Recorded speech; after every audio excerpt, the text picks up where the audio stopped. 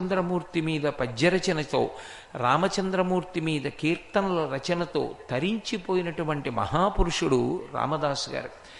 అటువంటి రామదాసు గారు మన ఆంధ్రదేశంలో పుట్టడం, తెలుగువారు కావడం, ఆ క్షేత్రానికంత వైభవం తేవడం, ఇప్పటికీ రామదాసు గారు చేయించినటువంటి నగలన్నీ కూడా పక్కనే ఉంచబడినటువంటి ప్రదర్శనశాలలో కనపడుతుంటాయి. ఇప్పటికీ భద్రాచలం వెడితే దేవాలయంలోకి వెడుతున్నప్పుడు రాజద్వారం దాటగానే ఎడంచేతి పక్కన ఉన్నటువంటి ఆ రామదాసు గారి వస్తు ప్రదర్శనశాలలోకి వెడితే ఆయన చేయించినటువంటి ఉద్ధరిని దగ్గర నుంచి అన్నీ కూడా ఆ లోపల పేర్చబడి ఉంటాయి. వాటన్నిటినీ మనం చూడొచ్చు. అంటే మహానుభావుడు రామదాసు గారికి భద్రాచల క్షేత్రానికి విడదీయరానటువంటి సంబంధం.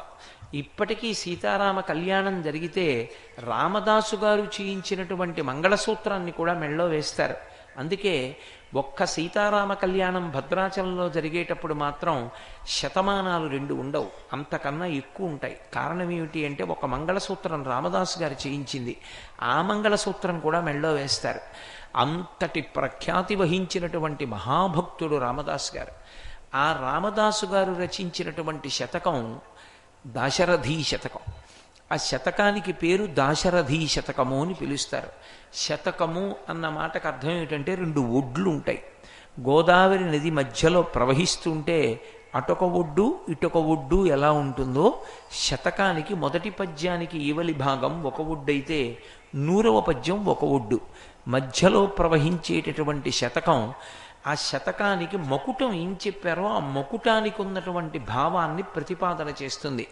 మకుటము అన్న మాటకు అర్థం ఏంటంటే, సాధారణంగా శతక రచన చేసేటప్పుడు శతకంలో ఉన్నటువంటి పద్యానికి చివర ఏదో ఒక మాట వాడతారు.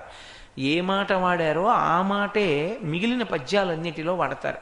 ఏదో వేమన శతకము అని నేను అన్నాను అనుకోండి, విశ్వదాభిరామ వినురవేమ అంటాడు. వినురవేమ అన్న మాట 100 పద్యాల్లోనూ చిట్ట చివర కనపడుతుంది, దాన్ని మకుటం అంటారు. శంకర శతకం అనుకోండి, ప్రతి పద్యానికి చివర శంకరా అని వేస్తారు. అంటే శంకరా అని పిలిచారు కాబట్టి ఆ శతకానికి శంకర శతకము అంటారు. ఇంకా వేరు పేరు పెట్టారు. మకుటమే శతకానికి పేరుగా మారుతుంటుంది. అది రచనా సంప్రదాయంలో వచ్చినటువంటి ఒక అలవాటు.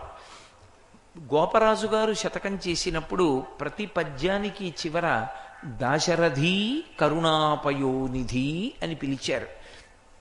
దాశరథీ కరుణాపయోనిధి అన్న మాటలో ఒక్క కరుణాపయోనిధి అంటే ఎవరు కరుణాపయోనిధి తెలియదు కనుక దానికి